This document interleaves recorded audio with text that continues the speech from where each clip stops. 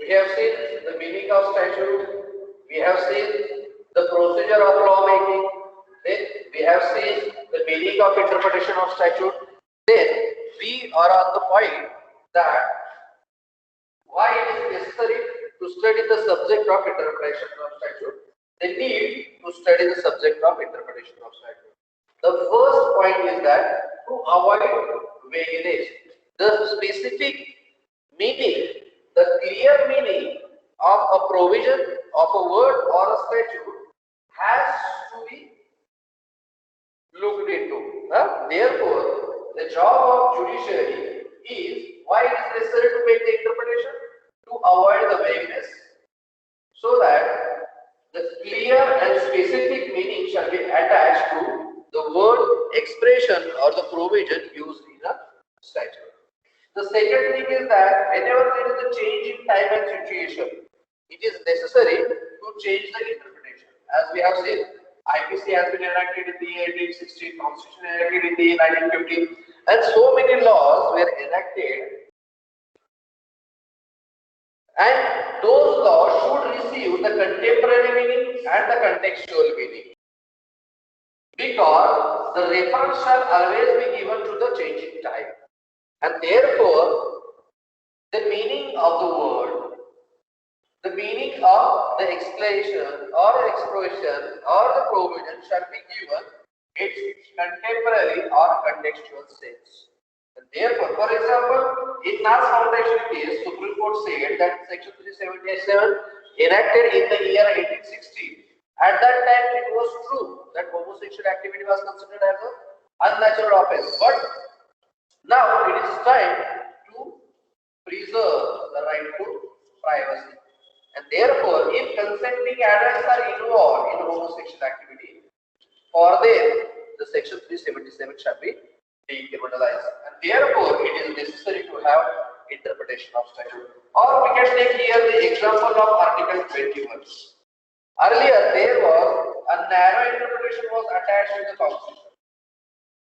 But particularly in the post-emergency era, it was thought necessary to give broad interpretation of Article 21 and therefore the right to life and personal liberty have received a very broad interpretation, because every component, every aspect of life, it is said, the Supreme Court has said that right to life does not mean a life of animal existence, but it is a life with dignity. Supreme Court said that right to life is not a life of animal existence, but it is a right to live a life with dignity, and therefore all the aspects which are related to the dignified life shall be the component of Article 21. Means the Supreme Court had changed its mind, and therefore the wide interpretation has been given to the human rights, to the fundamental rights. Okay. Then moving further, it is also necessary to understand why it is necessary to study the subject of interpretation of statute, or why the subject of interpretation of statute is very much important. Third point is that to avoid complexity. Complexity means whenever there is a contrasting situation arose between two statutes or between two provisions of same statutes. Two provisions of same statute, it is necessary to make interpretation. For example, if there is a contrast means conflict. Contrast means if there is a conflict between two statutes, then definitely the question arose which statute shall prevail.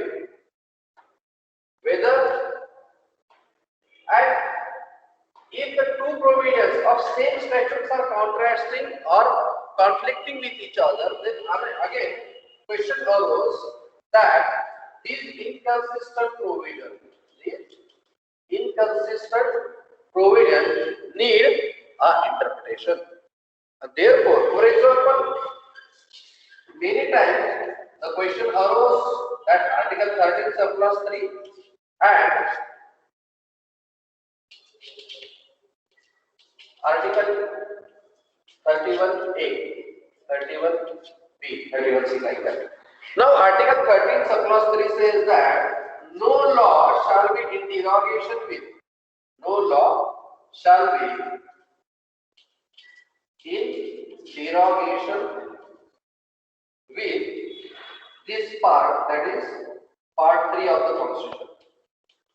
And if that law is in derogation with the part 3, then that law will be declared as null and void.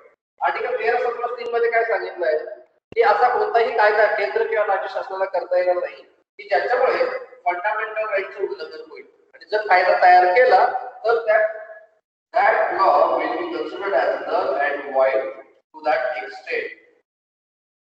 जिथपर्यंत तो कायदा fundamental राईटचे उल्लंघन करतो तिथपर्यंत तो काय होईल, null and void होईल.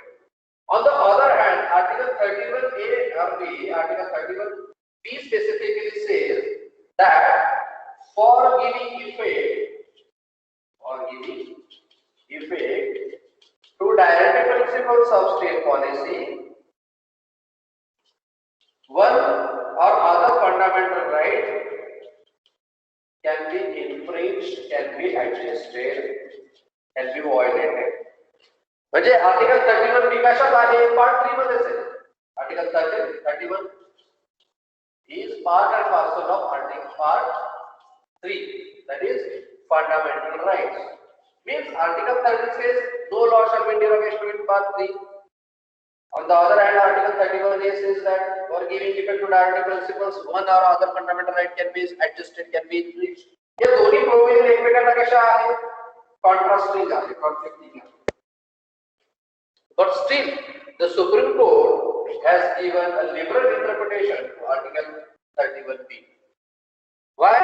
Because Article 13 surplus 3 provides for the fundamental rights of individuals, whereas Article 31A and B provides fundamental rights of community or society as such. Because directive principles are the rights of the community, and therefore, if there is a benefit is going to happen to all the society or the community at large, then at that time the salus capuli suprema lex, that is the welfare of the people is the supreme law, and therefore at that time Article 30 surplus 3 will not be attracted. Means if any law violating fundamental right but it is in effect of directive principles of state policy, then that law will be okay. For example, शेतकरी कायदे जे काय तयार केले गेले, farmers law, ज्याच्याविषयी वाद चालू आहे, पण ते जर शेतकऱ्यांच्या विरुद्ध असतील तर ते रद्द का करत नाही?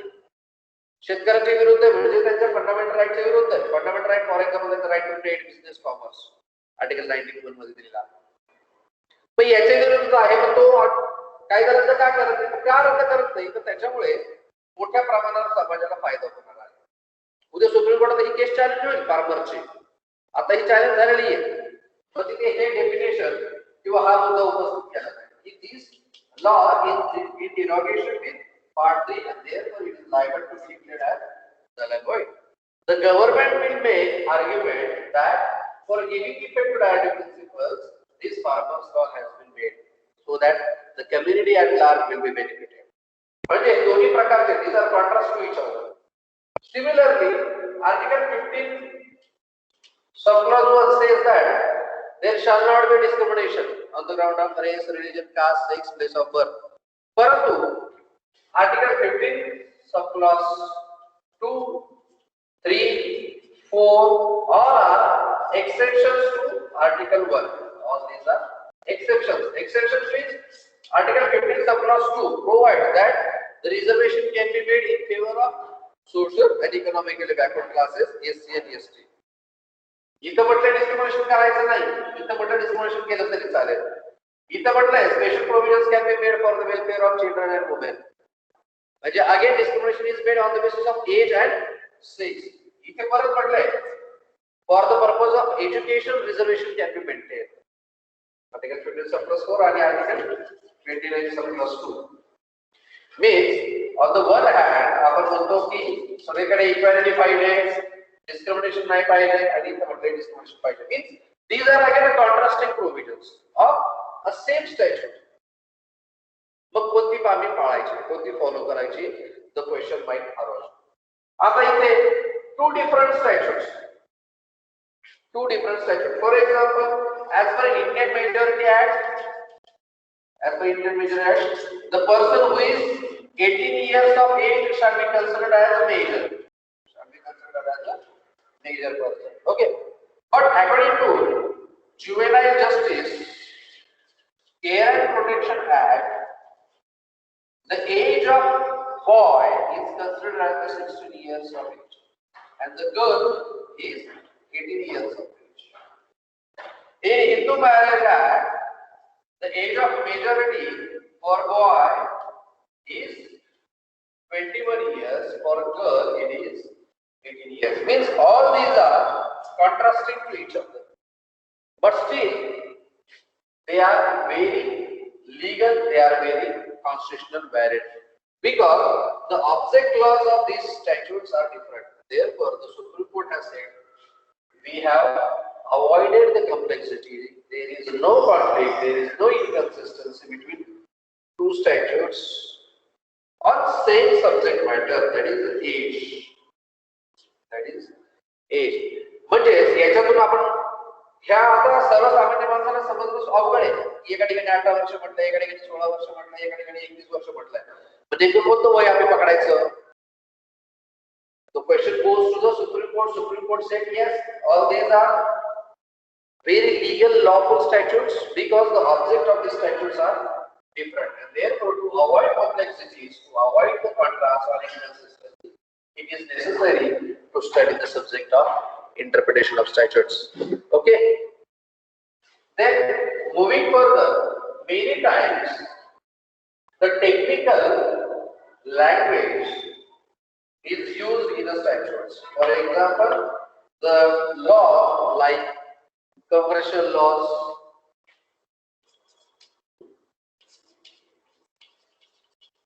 technical, scientific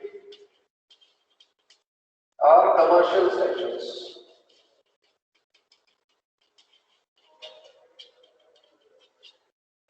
The Supreme Court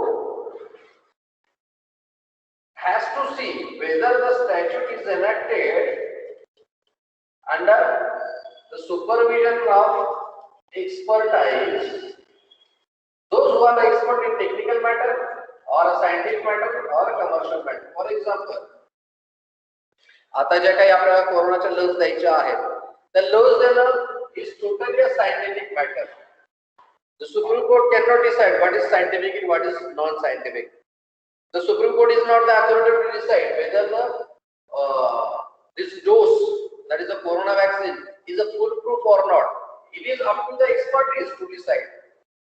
मग अगर कोणावालाने तयार केला असेल, सिरम इन्स्टिट्यूटने किंवा भारत बायोटेक्नॉलॉजीने तयार केलेला एखादा औषध असेल, that depends upon the expertise. The Supreme Court will refer the matter to expertise.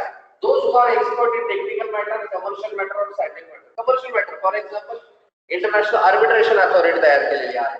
If there is a dispute between a trader of India and trader of America, then their matter has to be settled by international arbitration, because the Supreme Court of India or the High Court of America has no jurisdiction to try it, because they are not expert in commercial matters or matters related to taxation or commercial transaction as such, and therefore the separate committee has to be appointed. Why? Because this committee has expertise in this field, and therefore this committee will help to avoid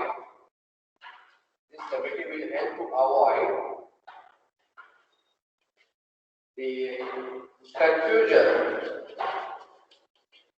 so far as the meaning which is attached to the provision of a particular statute, and therefore this interpretation of statute is very much essential, very much necessary. And the last point, why it is necessary to see the interpretation of statute, is to give logical and reasonable or reasoned decision. Reasoned decision means the decision based on the logic.